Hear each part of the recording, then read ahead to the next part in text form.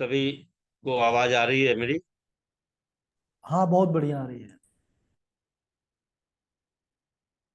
हम सबका यह परम सौभाग्य ही है कि शिव शंकर शंभु के इस सुंदर कथा पर हम सम्मिलित होकर इस शिव कथा रूपी मंदाकिनी में गोता लगाने का हमें अवसर प्राप्त हुआ है। जीवन में ऐसे क्षण जो हैं बड़े पुण्य से मिलते हैं, और पूर्व जन्मों के जब पुण्यों का उदय होता है तब ऐसे क्षण हमें मिलते हैं। तो सज्जनों, पिछले वक्तव्य में आपको मैंने सुनाया था कि किस प्रकार सदाशिव भगवान के पास ब्रह्मा और विष्णु दोनों को ज्ञानोपदेश प्राप्त हुआ। फिर शौनक आदि ऋषियों ने सूत जी से पुण्य क्षेत्रों के विषय में प्रश्न किया, जिसका सूत जी ने उत्तर दिया। उसके बाद सूत जी से शौनक आदि ऋषियों ने सदाचार के बारे में प्रश्न किया। तो सदाचार का उत्तर देते हुए सूत जी कहते हैं कि सदाचार युतो विद्वान ब्राह्मणो नाम नामतः वेदाचार्य युतो विप्रो होतैरेकैकवान् द्विजा। सदाचार का पालन करने वाला विद्वान ब्राह्मण ही वास्तव में ब्राह्मण नाम धारण करने का अधिकारी है। उसी को केवल ब्राह्मण कहा जा सकता है। और जो केवल वेदोक्त आचार्य का पालन करना करता है, उस ब्राह्मण को विप्र की संज्ञा दी जाती है। जिसमें स्वल्प मात्रा में आचार्य का पालन देखा जाता है और जो क्षत्रिय वाले कर्मों में लगे हैं, वे ब्राह्मण क्षत्रिय ब्राह्मण कहे जाते हैं। इसी प्रकार वैश्य वृत्ति में जो द्विज लगे हुए हैं, उन्हें वैश्य ब्राह्मण की संज्ञा दी जाती है। और जिस ब्राह्मण की वृत्ति शूद्र के समान है, उसे शूद्र ब्राह्मण कहते हैं। जो ब्राह्मण दूसरों की निंदा करता है या बुराई करता है, उसके बारे में कहा गया है कि असूयालु परद्रोही चांडाल द्विज उच्यते। यानी जो परद्रोही हैं, उन्हें उन्हें तो चांडाल द्विज कहा जाना चाहिए। इसी तरह क्षत्रियों में भी जो पृथ्वी का पालन करता है वो राजा है, और जो दूसरे लोग राजत्व हीन क्षत्रिय माने गए हैं, वो यानी राजा नहीं है लेकिन क्षत्रिय हैं। लेकिन जो क्षत्रिय वैश्य वृत्ति में लगे हुए हैं या वहां से वो आजीविका कमा रहे हैं, उन्हें हम वैश्य क्षत्रिय कहते हैं। वैश्यों में भी जो व्यापार करता है वो वैश्य है, और बाकी वणिक कहे जाते हैं। जो तीन वर्णों की सेवा में लगा है, उसे दास या शूद्र कहते हैं। इन सभी वर्णों को चाहिए कि ये सभी मनुष्य प्रातः काल, शूद्र को भी चारों वर्णों के लिए कहा गया है कि प्रातः काल उठकर पूर्वाभिमुख हो, सबसे पहले देवताओं का, फिर धर्म का, पुनः अर्थ का, तदंतर उसकी प्राप्ति के लिए उठाए जाने वाले कलेशों का तथा आय और व्यय का चिंतन करें।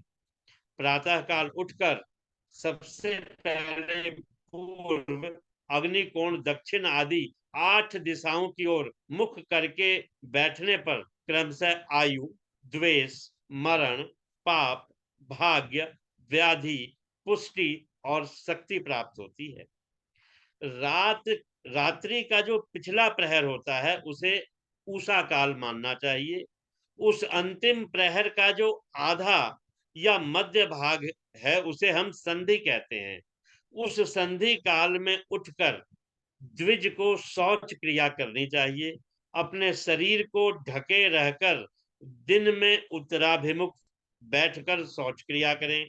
अगर उत्तर दिशा में कोई रुकावट है तो फिर दूसरी दिशा की तरफ मुंह करके शौच क्रिया करें। उसके बाद मिट्टी से हाथ पैरों को धोकर शुद्ध करें। फिर अपने दांतों की शुद्धि करनी चाहिए। उसके बाद मंत्र के द्वारा स्नान करें। फिर शुद्ध वस्त्र धारण कर तिलक या भस्म लगाकर संध्या वंदन करना चाहिए। कहते हैं सूत जी कि उसके बाद गायत्री के मंत्र जपें और सूर्य को अर्घ दें। संध्या समय पश्चिम की ओर मुख करके तथा प्रातः एवं मध्यान्ह के समय उंगलियों से तीर्थ देवता को जल देना चाहिए। फिर उंगलियों के छिद्र से सूर्य भगवान को अस्त होता देखना चाहिए और प्रदक्षिणा कर शुद्ध आचमन करें। ब्राह्मण को चाहिए कि नित्य प्रति 1000 गायत्री का जप करे। सो हम भावना से जप करता हुआ जीव को परम ब्रह्म परमेश्वर से जोड़ देना चाहिए। इस प्रकार 1000 बार का जो जप होता है वो ब्रह्म पद को दिलाने वाला होता है, और जो 100 बार जप करता है वो इंद्र पद प्राप्त करने वाला है। जो सकाम भावना से युक्त मनुष्य ब्राह्मण है, उसी को धर्म तथा अर्थ के लिए यत्न करना चाहिए। मुमुक्षु ब्राह्मणों को तो सदा ज्ञान का अभ्यास करते रहना चाहिए। सूत जी कहते हैं कि धर्मादर्थो अर्थतो भोगो भोगाद वैराम्य संभव धर्मा अर्जितार्थ भोगेन वैराग्य मुपजायते। धर्म से अर्थ की प्राप्ति होती है, अर्थ से भोग सुलभ होता है, और उस भोग से ही फिर वैराग्य की प्राप्ति होती है। धर्म पूर्वक उपार्जित धन से जो भोग प्राप्त होता है, उससे एक दिन अवश्य वैराग्य उत्पन्न होगा। धर्म जो है सज्जनों दो प्रकार का कहा गया है, द्रव्य के द्वारा संपादित होने वाला और शरीर से किया जाने वाला। अर्थात अपने धन से आप कोई धर्म करें या अपने शरीर से मेहनत करके करें। द्रव्य धर्म यज्ञ आदि के रूप में होता है, और शरीर का जो धर्म है वो तीर्थ स्नान आदि के रूप में किया जाता है। सतयुग आदि में तप को ही प्रशस्त कहा गया है, किंतु कलयुग में द्रव्य साध्य धर्म जो है वो अच्छा माना गया है। सतयुग में ध्यान से, और सज्जनों त्रेता में तपस्या से, और द्वापर में यज्ञ करने से ज्ञान की सिद्धि होती है। लेकिन कलयुग में केवल प्रतिमा की पूजा से, यानी भगवान के विग्रह की पूजा से ही ज्ञान लाभ हो जाता है। जो जैसा पुण्य करता है उसे वैसा ही फल प्राप्त होता है। स्वकुटुंबस्य विप्रस्य चतुर्जन युतस्य च शतवर्षस्य वृतिम तू दद्या तद ब्रह्म लोकदम। जिसके घर में कम से कम 4 मनुष्य हैं, ऐसे कुटुंबी ब्राह्मण को जो 100 वर्ष के लिए जीविका यानी जीवन निर्वाह करने के लिए सामग्री दान देता है, उसके लिए वह दान ब्रह्मलोक की प्राप्ति कराने वाला है। 1000 चांद्रायन व्रत का फल ब्रह्मलोक है, अर्थात 1000 चांद्रायन व्रत के फल के बराबर है। जब तक जिसका जो अन्न खाता है वह, तब तक वह जो कुछ भी आत्म विचार या कीर्तन या श्रवण आदि करता है, उसका आधा फल दाता को मिलता है। मतलब यदि आपने ब्राह्मण को भोजन कराया तो उस ब्राह्मण ने जो अपना कीर्तन किया, श्रवण किया या जप किया, उसका आधा फल आपको प्राप्त होगा। इसी तरह लेने वालों को चाहिए कि वह जो वस्तु दान में लें उसका कुछ अंश जरूर दूसरों को दान करें। ये बहुत ही आवश्यक है, और ये जो ब्राह्मण वर्ग है उसके लिए तो बड़ा ही जरूरी है। ब्राह्मण वर्ग जो दान लेते हैं या पूजा पाठ के कार्य में है, वे लोग अवश्य अपने दान में से कुछ न कुछ दान करते रहें। वह तप करे या अन्य उचित साधनों से पाप का संशोधन कर दे, अन्यथा उसे रौरव नरक में जाना पड़ता है। मनुष्य को चाहिए कि वह क्या करे। सूत जी बताते हैं कि आत्मवित्तम त्रिधा कुर्याद् अर्म वृद्धात्म भोगतः नित्यम नैमित्तिकम काम्यम कर्म कुर्यात धर्मतः। अपने प्राप्त किए गए धन के यानी कमाए गए धन के 3 भाग करें। पहला धर्म में लगाएं, दूसरा वृद्धि के लिए, और तीसरा अपने उपभोग के लिए। यानी पहला जो भाग है उससे कोई ना कोई धर्म करें, पुण्य अर्जित करें, और दूसरा भाग जो है आगे उस धन को बढ़ाने का प्रयास करें, और तीसरे हिस्से से अपने और अपने परिवार का पालन करें, उपभोग करें उसको। नित्य नैमित्तिक और काम्य, यह तीनों प्रकार के जो कर्म हैं, ये धर्मार्थ रखे हुए धन से ही करें। साधक को चाहिए कि वह वृद्धि के लिए रखे हुए धन से ऐसा व्यापार करे जिससे उस धन की वृद्धि हो, तथा उपभोग के लिए जो रक्षित धन है उससे उसका भोग भोगे। खेती से जो अन्न पैदा करे, किसानों के लिए बड़ा आवश्यक है कि जो खेती से अन्न पैदा हो, उससे धन पैदा होगा, उस धन का 10वां हिस्सा अंश दान कर दे। इससे पाप की शुद्धि होती है। शेष धन से फिर वही धर्म, वृद्धि और उपभोग करें, अन्यथा सज्जनों रौरव नरक में जाना पड़ता है। बुद्धिमान को चाहिए कि दान देकर दूसरों से कभी ना कहें, कानों से सुना और आंखों से देखा दोष भी ना कहें। कई बार कहते सुना है कई लोगों को, सज्जनों, कि मैंने फलाना काम किया, मैंने फलानी जगह 1000 आदमी का भंडारा किया। ऐसा कहने की कोई आवश्यकता नहीं है। दान अगर देने के बाद आप उसकी चर्चा करते हैं तो उस दान का जो फल है वो कम हो जाता है। प्रातः एवं सायं समय संध्या और हवन करें। यदि दोनों समय नहीं संभव है तो कम से कम एक समय करें। फिर इसके बाद ऋषि लोग पूछते हैं, शौनक आदि ऋषि, कि हे प्रभु, अग्नि यज्ञ, देव यज्ञ, ब्रह्म यज्ञ, पूजा तथा ब्रह्म तृप्ति का क्रमशः हमारे समक्ष वर्णन करें।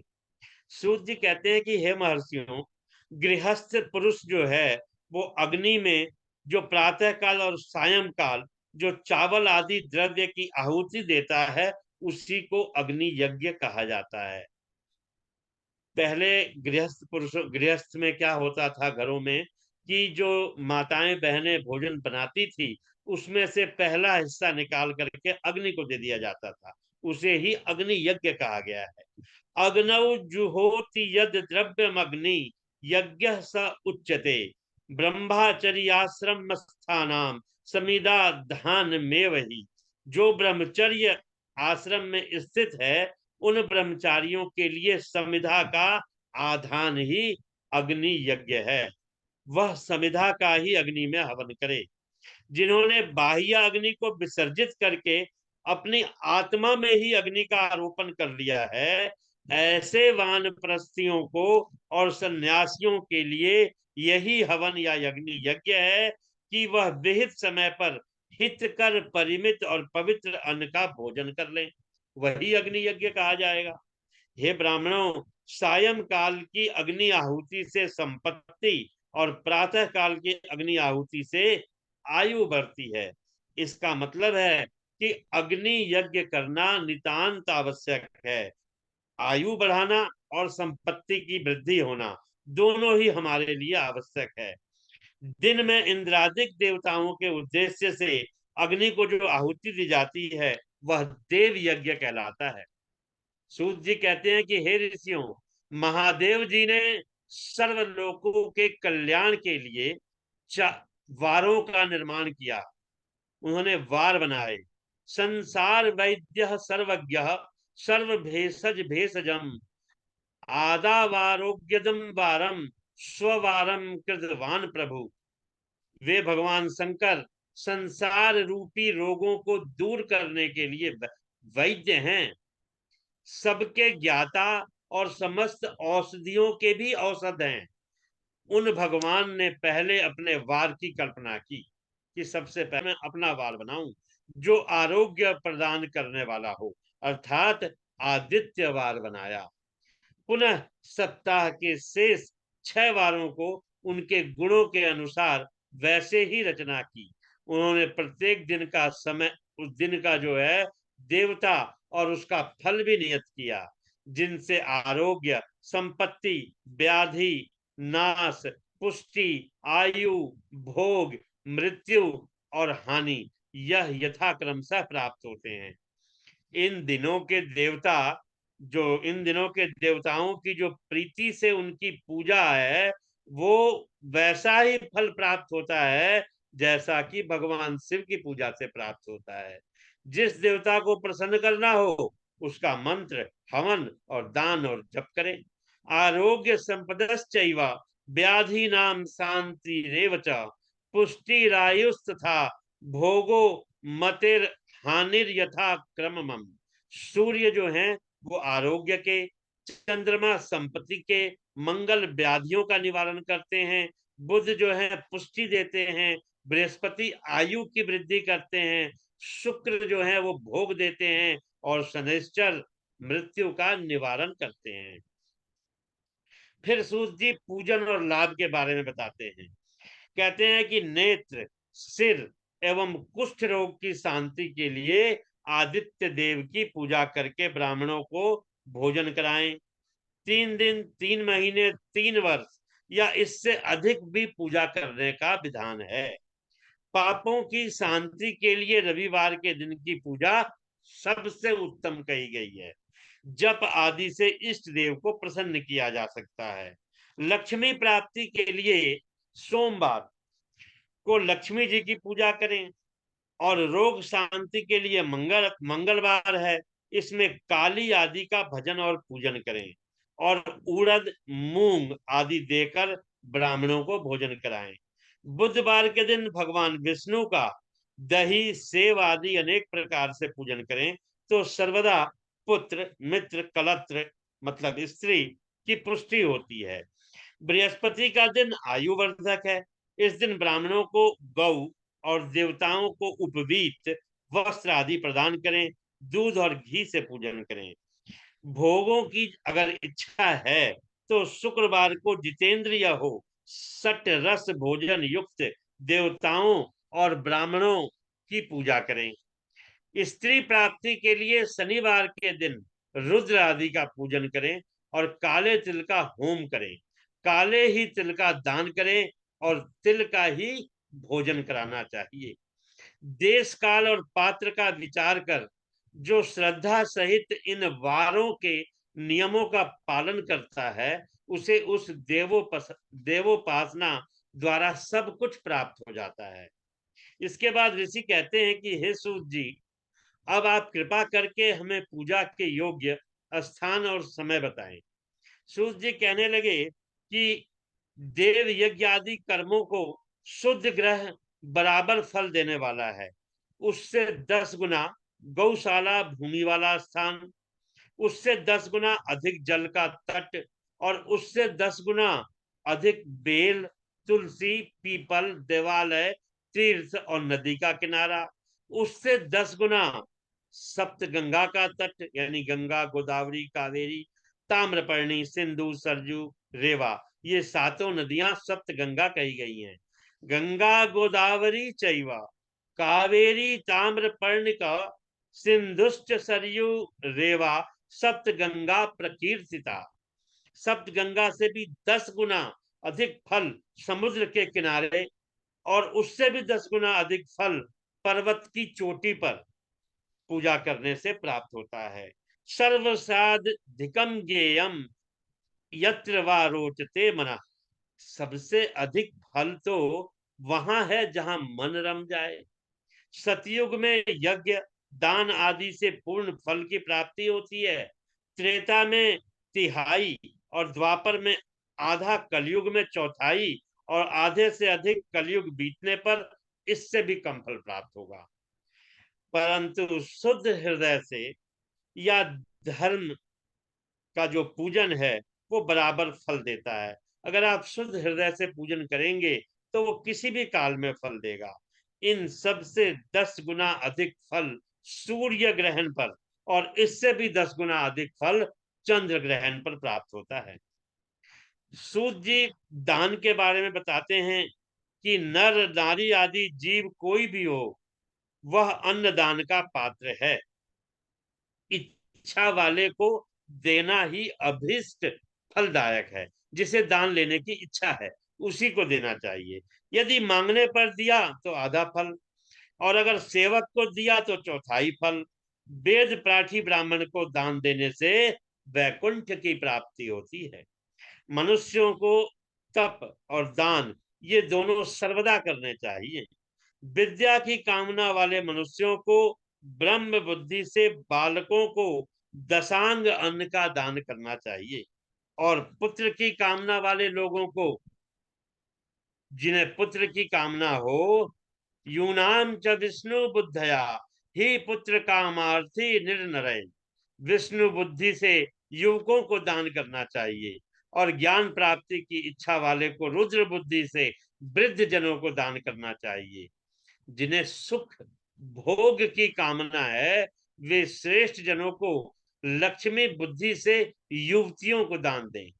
आत्मज्ञान की इच्छा वाले लोगों को पार्वती बुद्धि से वृद्धा स्त्रियों को अन्न दान करना चाहिए। ईश्वर अर्पण बुद्धि से यज्ञ दान आदि कर्म करके मनुष्य मोक्ष फल का भागी होता है। सज्जनों, हम देख रहे हैं कि किसी भी प्रकार से भगवान का, सदा शिव का हमें हमेशा सुमिरन करते रहना चाहिए। कहा जाता, अपने अपने सुमिरन को सांसों में बसा लेना चाहिए। कहते हैं, एक 4 लाइनें हैं भजन की। हर सांस में हो सुमिरन तेरा, यूं बीत जाए जीवन मेरा। हर सांस में हो सुमिरन तेरा, यूं बीत जाए जीवन मेरा। तेरी पूजा करते बीते सांझ सवेरा, यूं बीत जाए जीवन मेरा।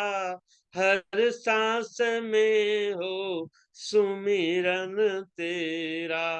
अपनी हर सांस से सुमिरन करते रहें, प्रभु को हमेशा याद करते रहें, उनका कीर्तन करते रहें। कलयुग में इससे बड़ा और कोई यज्ञ नहीं है। तुलसी बाबा ने कहा है, कलयुग केवल नामधारा। ज्यादा समय नहीं लेते हुए आज की जो वक्तव्य है, मैं यहीं विश्राम देता हूँ। गुरु जी को प्रणाम, और सभी सहपाठियों को राधे राधे। बहुत सुंदर, बहुत बढ़िया। शैलेंद्र तिवारी जी, सदाशिव कृपा बनी रहे। बहुत अच्छा आपका वक्तव्य हर बार रहता है, सदाशिव का विशेष कृपा आपको प्राप्त है। ऐसे ही आप सुंदर वक्तव्य प्रस्तुत करते रहें, सबको सुनाते रहें। ठाकुर जी कृपा बनी रहे आपको।